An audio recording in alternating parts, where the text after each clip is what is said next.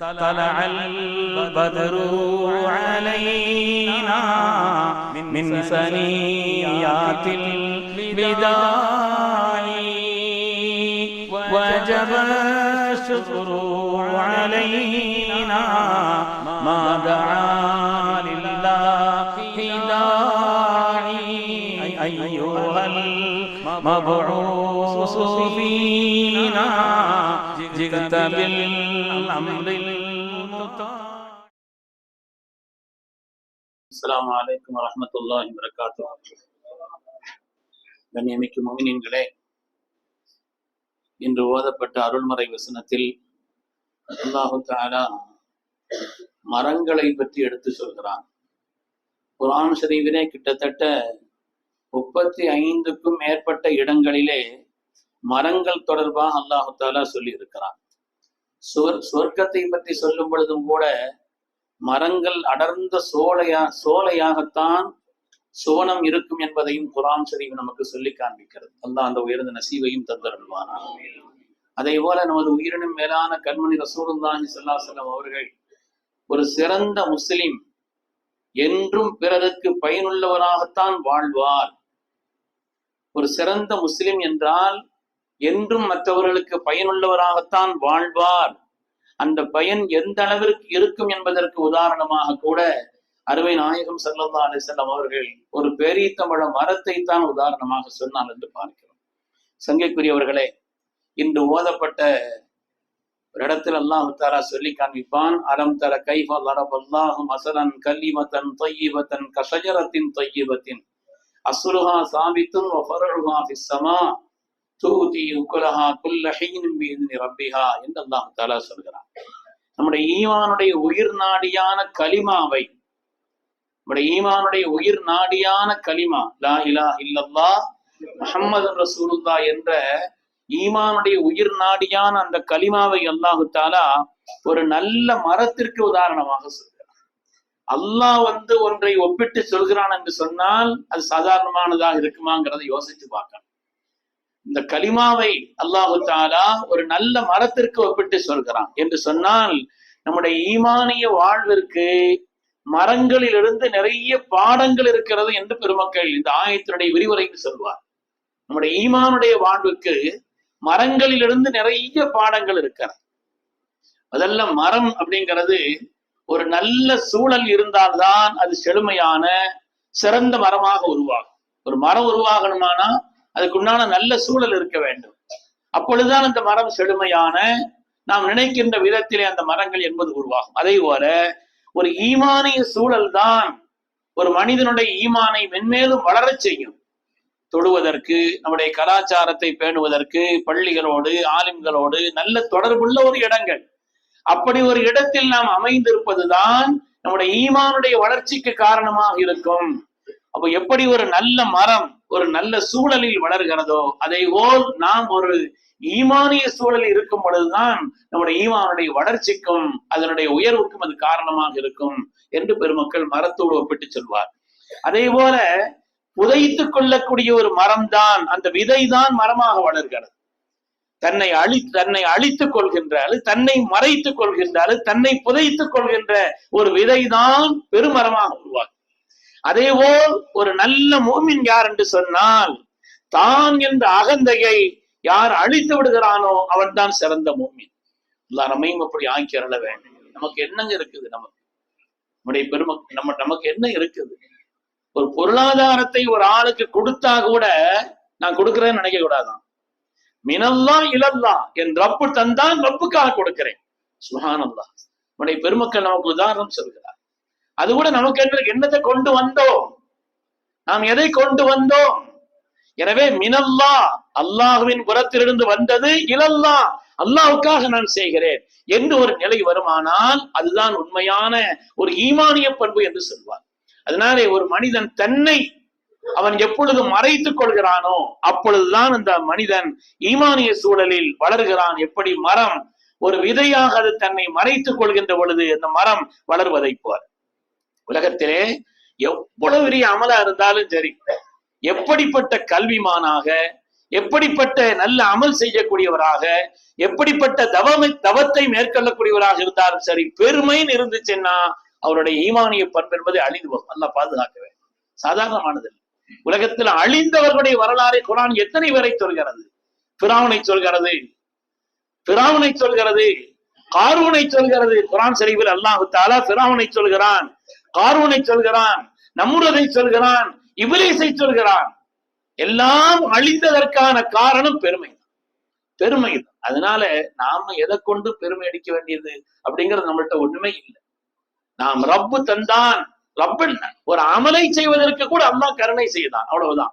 ஈயாக்க நஅபுது, அவ்வளவுதான். அல்லாஹ்வை வணங்குகிறோம் ரப்பே, உன்னிடத்தில் அந்த இபாதத் செய்வதற்கு கூட உன்னுடைய உதவிதான் தேவை.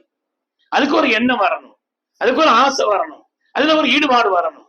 அதுவும் அல்லாஹ்வுடைய நாட்டத்தை கொண்டுதான் என்று பெருமக்கள் சொல்வார். அதனாலே ஒரு மனிதன் தன்னை மறைத்துக் கொள்கின்ற பொழுது, தன்னைத்தான் பெருமை என்ற ஒரு நிலையிலிருந்து அழித்துக் கொள்கின்ற பொழுது அவன் ஒரு மனிதன் உயர்கிறான் என்று பெருமக்கள் சொல்வார். இது மாதிரி மரம் சொல்லக்கூடிய 3வது பாடம் என்னன்னா, கொஞ்சம் கொஞ்சமாத்தான் மரம் வளரும். எடுத்த உடனே படாது வளர்ந்துறாது. கொஞ்சம் கொஞ்சமா வளரும்.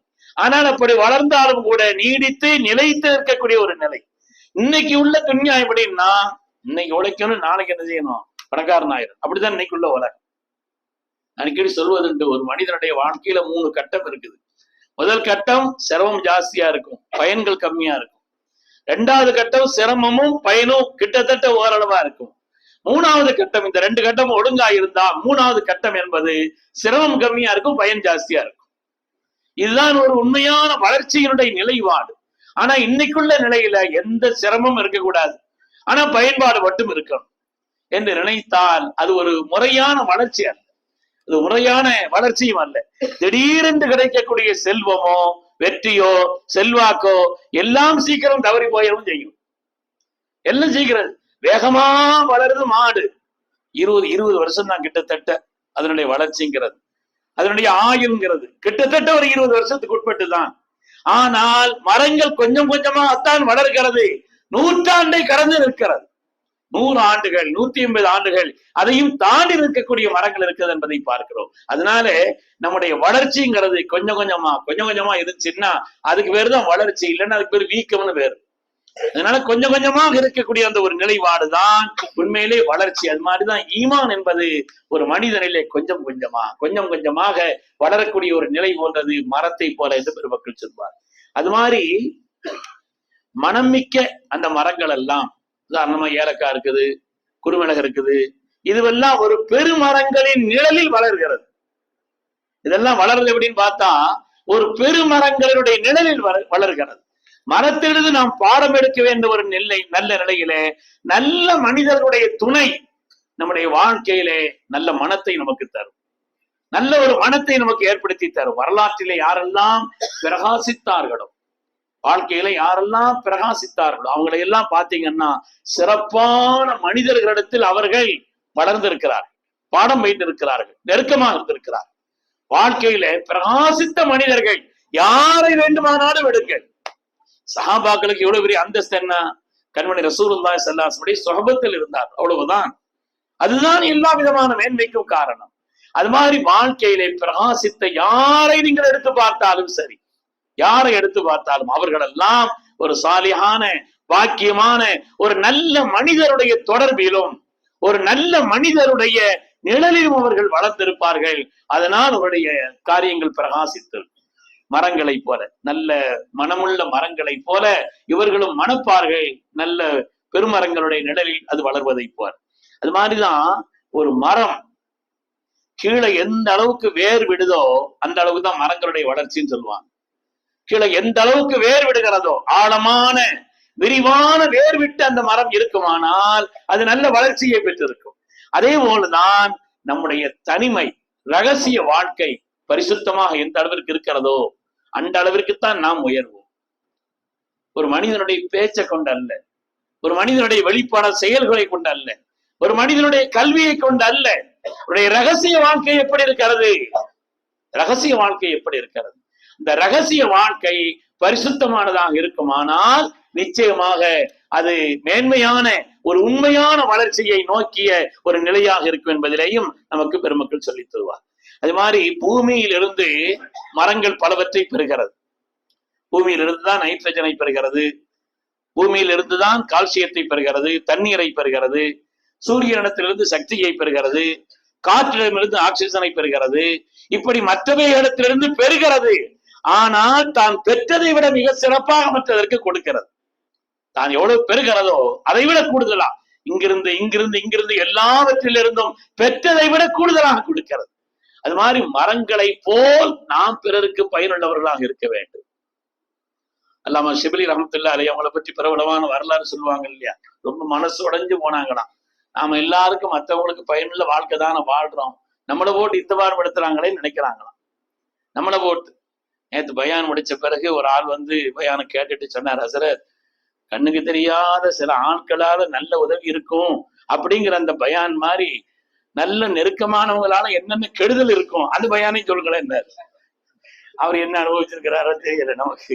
அதனால அதாவது எதை அவர் பெறுகிற மரங்கள் என்பது மற்றத்திலிருந்து எப்படி பெறுகிறதோ அதை விட கூட. அது மாதிரி அல்லாமா ஷிபிலி ரஹ்மத்துல்லாஹி அவங்க ரொம்ப மனசு உடைஞ்சிருந்தாங்க.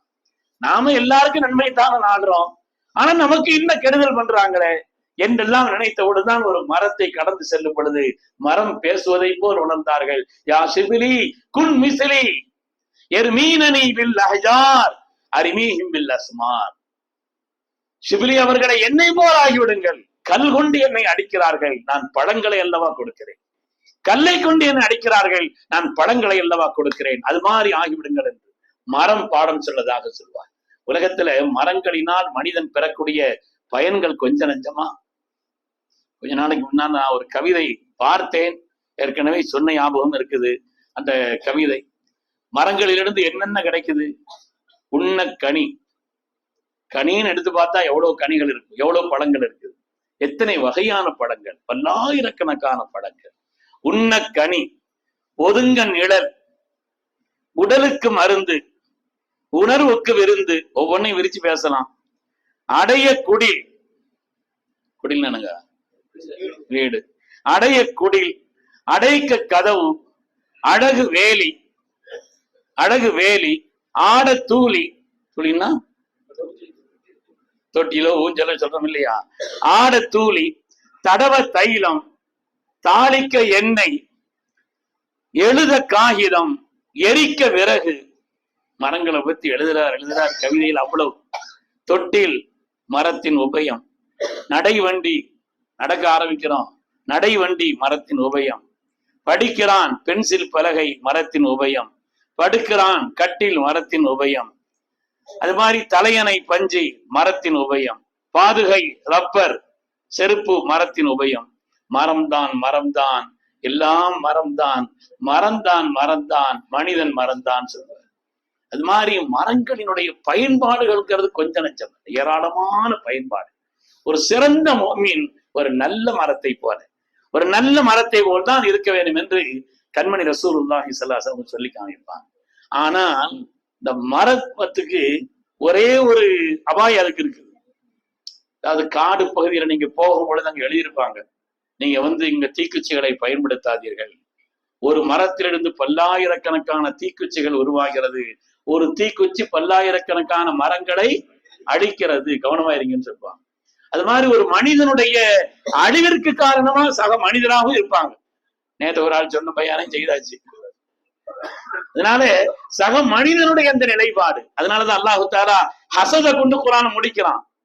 குர்ஆன் ஷரீஃப் முடிக்கும் பொழுது ஒமின் ஷர்ரி ஹாசிதின் இதா ஹசதுன்னு வருது இல்லையா, அது தானும் அழிக்கிறான் மற்றவர்களையும் அழிக்கிறான், ஹசது என்பது. அதனால ஒரு நல்ல மரத்தை போல நாம் பிறருக்கு பயனுள்ளவர்களாக என்றும் இருக்க வேண்டும் என்ற ஆசையை மரங்களை அல்லாஹ் உதாரணமா சொல்லக்கூடிய இந்த ஆயத்திலிருந்து நாம் பாடமா எடுத்துக்கொள்ள வேண்டும். அல்லாஹு தஆலா அப்படிப்பட்ட சிறந்த மனிதர்களாக நம்ம எல்லோரையும் அல்லாஹ் கபூல் செய்திருவானா.